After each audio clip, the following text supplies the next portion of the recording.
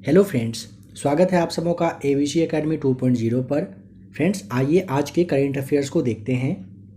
8 फरवरी 2023 को जारी monetary policy में रेपो रेट को बढ़ाकर कितने परसेंट कर दिया गया है? 6.5% आपको ध्यान रखना है। 8 फरवरी 2023 को जारी किया गया है मॉनेटरी पॉलिसी। इसमें रेपो रेट को बढ़ाकर 6.5% यानी कि 6.50% कर दिया गया है। तुर्की और जो सीरिया में भूकंप आया था, इसमें भारत के द्वारा जो हेल्प किया गया था, इस अभियान का नाम रखा गया था ऑपरेशन दोस्त। तुर्की और सीरिया में आए भूकंप के कारण भारत द्वारा चलाए जा रहे अभियान का नाम ऑपरेशन दोस्त दिया गया था। किस कंपनी ने लगातार छठे वर्ष ATD बेस्ट अवार्ड 2023 जीत लिया?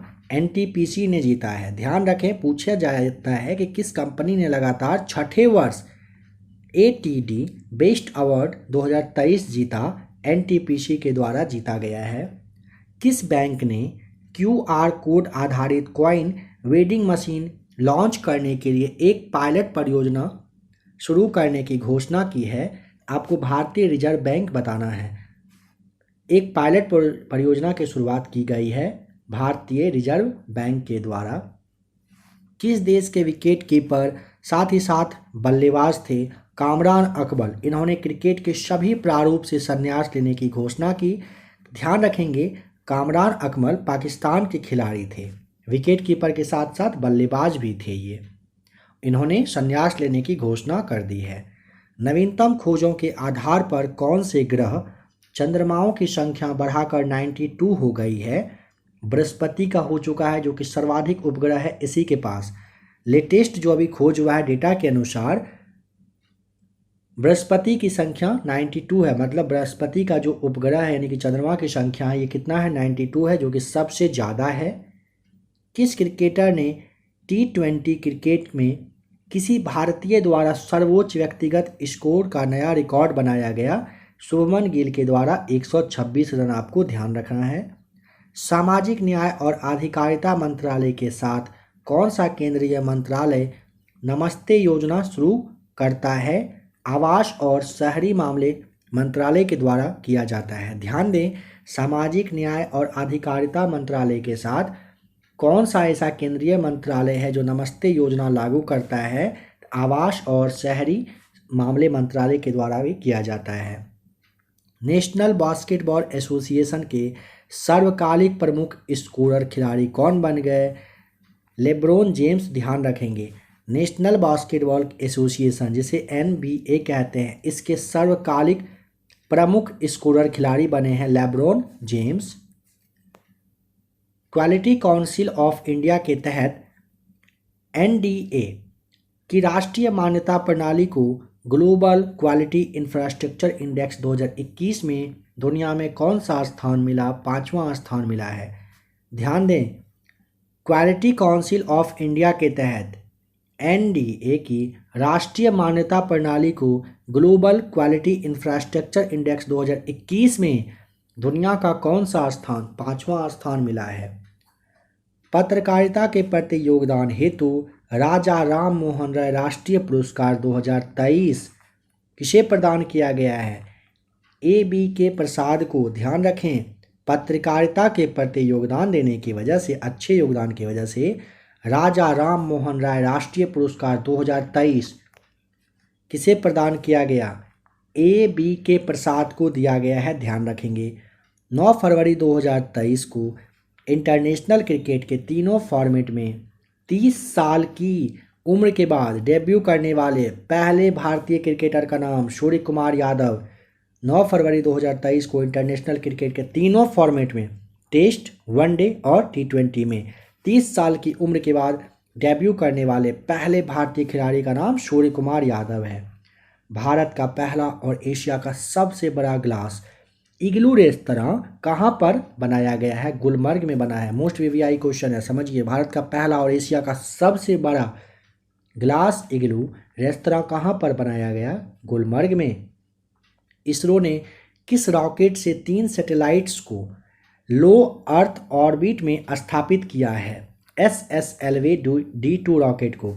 ध्यान दें, इसरो ने किस रॉकेट से, SSLV-D2 रॉकेट से 3 सैटेलाइट्स को लो अर्थ ऑर्बिट में स्थापित कर दिया है। अपने आप में बहुत ही कहिए जबरदस्त वाला ये काम किया गया है इसरो के द्वारा। फॉर्च्यून पत्रिका की दुनिया की सबसे प्रशंसित कंपनियों की सूची में भारत की किस कंपनी को शामिल किया गया है? TCS को, यानी कि टाटा कंसल्टेंसी सर्विसेज को किया गया है। किस कंपनी ने भारत में ड्रोन के लिए air traffic management system launch किया है? स्काई एयर ने। किस कंपनी ने? तो स्काई एयर ने भारत में ड्रोन के लिए air traffic management system launch किया है। टेस्ट क्रिकेट में मुथैया मुरलीधरन के बाद सबसे तेज 450 विकेट लेने वाले दुनिया के दूसरे गेंदबाज का नाम रविंद्रचंद्रन अश्विन बन चुके हैं। टेस्ट क्रिकेट में मुथैया मुरलीधरन खिलाड़ी थे, इनके बाद 450 विकेट लेने वाले दुनिया के दूसरे गेंदबाज का नाम रविंद्रचंद्रन अश्विन आप बताएंगे।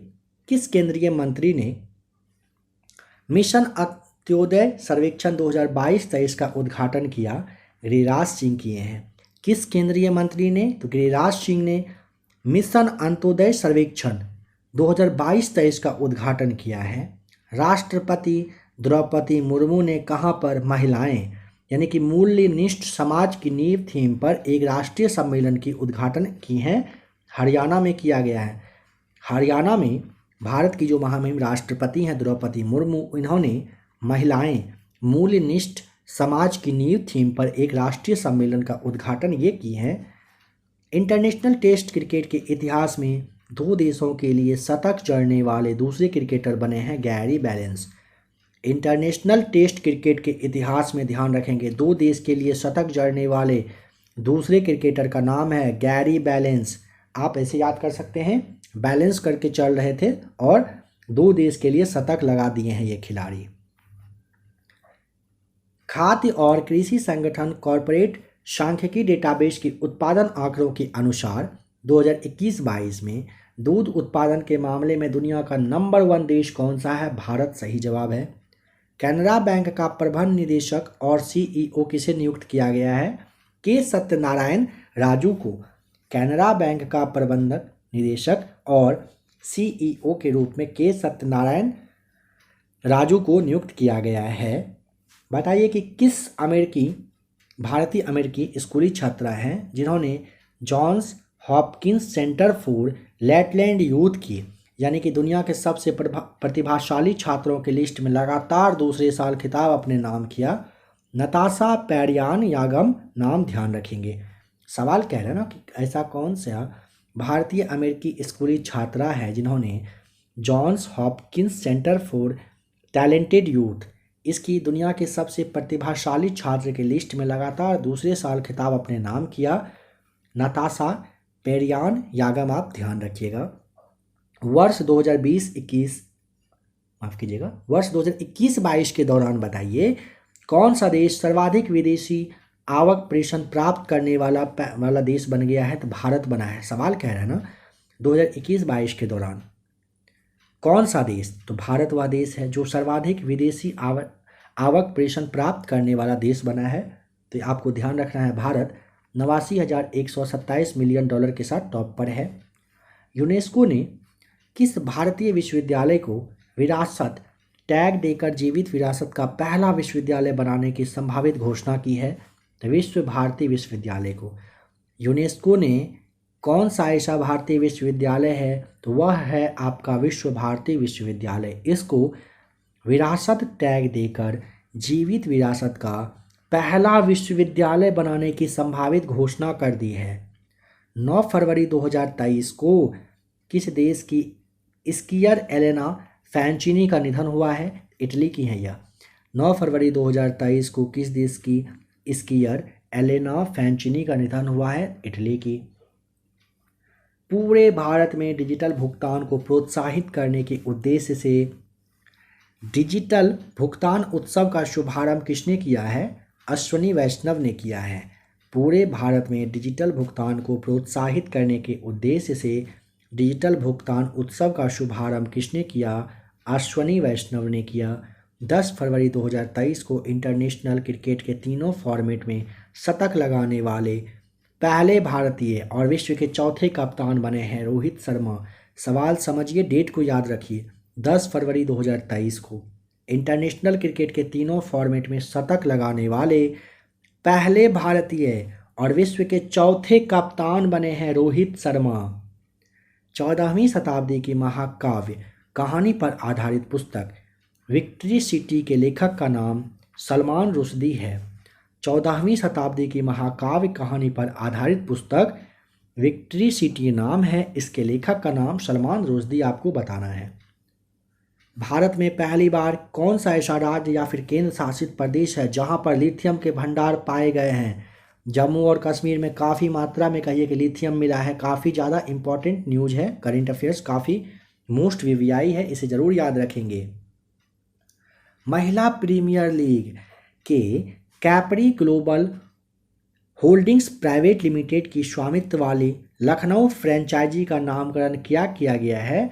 यूपी वॉरियर्स आप यहाँ पे आराम से बता दीजिएगा। कह रहा है ना कि महिला प्रीमियर लीग जो आपका होने वाला है WPL, इसके capri global holdings private limited की स्वामित्व वाली लखनऊ फ्रेंचाइजी का नामकरण क्या किया गया है? यूपी वॉरियर्स सही जवाब हो जाएगा, बता देंगे। ग्लोबल क्वालिटी इंफ्रास्ट्रक्चर इंडेक्स 2021 में भारत की समग्र रैंक बताइए। 12वीं रैंक है भारत की। किस देश ने ऊर्जा संकट पर देश में आपदा की स्थिति की घोषणा की? दक्षिण अफ्रीका ने किया है, ध्यान रखेंगे। कौन सा देश है जो ऊर्जा संकट पर देश में आपदा की स्थिति आने की घोषणा की है? यह ना दक्षिण अफ्रीका के द्वारा किया गया है। नेक्स्ट पॉइंट है, यूपीआई पर रुपे क्रेडिट कार्ड को सपोर्ट करने वाला पहला फिनटेक ऐप कौन सा बना है? तो मोबिक्विक आपको बताना है। सवाल को समझिए, यूपीआई पर रुपे क्रेडिट कार्ड को सपोर्ट करने वाला पहला फिनटेक ऐप बना है मोबिक्विक। तो फ्रेंड्स, आज के करेंट अफेयर्स को आपने देखा।